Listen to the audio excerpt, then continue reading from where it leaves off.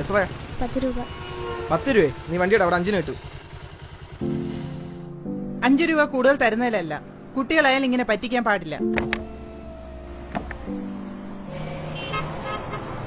അപ്പുറത്ത് 5 രൂപയല്ലേ ഉള്ളൂ, വേണ്ട. No you are charging high. വില കൂടുതലാ, വേണ്ട. നോ കൂടുതലല്ലേ, വേണ്ട. നോ വേണ്ട.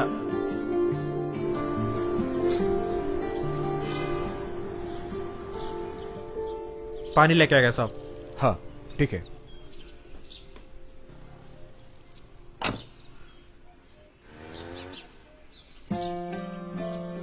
ഒന്നുപോലും വിറ്റിട്ടില്ല അങ്കിൾ, പ്ലീസ്. ഈ വിലക്ക് ആഴ് വാങ്ങാൻ വില കൂടുതൽ.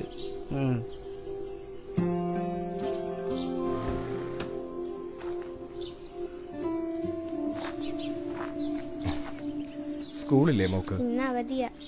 അതെന്താ മോളുടെ മാത്രം വില കൂടുതൽ പറയുന്ന അയാള്? ഞാനിരുന്നുണ്ടാക്കിയതാ ഇത് മൊത്തം. അവരൊക്കെ വേറെ രാജ്യത്ത് നിന്ന് കുറഞ്ഞ വിലക്ക് ഒരുമിച്ച് കൊണ്ടുവരണതാ.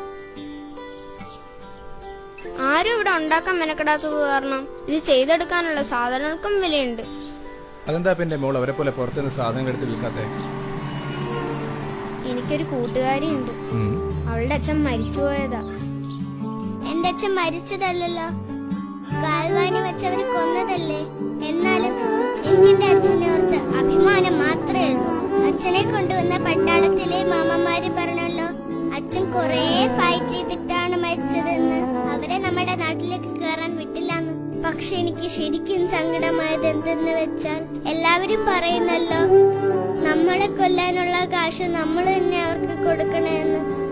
ചെറിയ ചെറിയ ലാഭത്തിന് വേണ്ടി നമ്മൾ തന്നെ അവരുടെ സ്ഥാനം വാങ്ങി അവർക്ക് കാശുണ്ടാക്കി കൊടുക്കണതെന്ന്.